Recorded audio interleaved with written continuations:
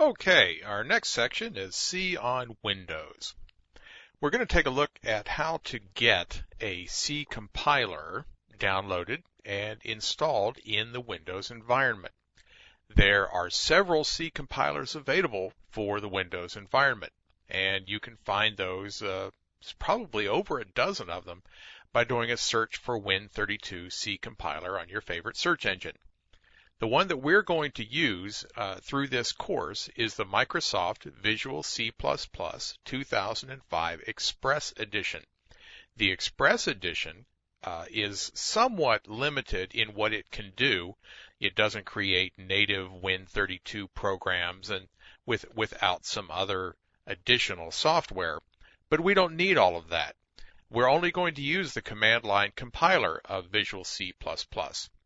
Now, there are a number of great IDEs or integrated development environments available to you, but they really just get in the way. Let me show you what Visual C++'s IDE looks like. There you go.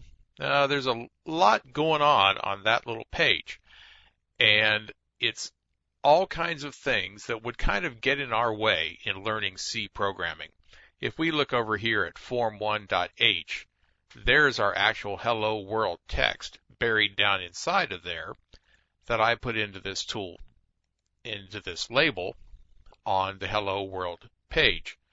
Now that will of course work well and it will function, but we would learn more about how to use the IDE and how to use the Express Edition than we would really learn about C and C programming, which is why we're here.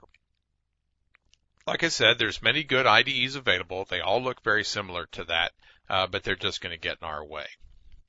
Now, here's where you want to go to install C on Windows XP or later. msdn.microsoft.com/vstudio/express/Visual C. There's a lot of advertising material out there. This is a free product, but Microsoft wants to show you all the wonderful things that it has to offer. So follow the links through the tour, step by step, looking at what Visual C Express Edition can do for you. And finally, at the end of the little tour, page by page, you will find a download link. Obviously, click the link, download the product, run the setup files. You probably have a good background of downloading and running installation programs and things like that. And you can trust that they are probably pretty safe, somewhat inherently safe from Microsoft, though there's probably a lot of dispute about that. But download it, install it. You may have to register with a Hotmail account, something like that. I don't remember that registration being required. But bottom line, the compiler and the IDE are free and will go a long ways towards helping you learn the C programming language. And then, if you want to, you can go on and learn the IDE and all of the .NET kinds of things that you can do with the Express Edition. It is incredibly powerful, and especially compared with the free cost. So take a few minutes now and go ahead out to that URL and download the product and go ahead and install it all.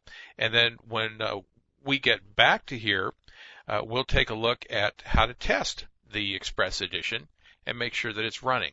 It won't take very long.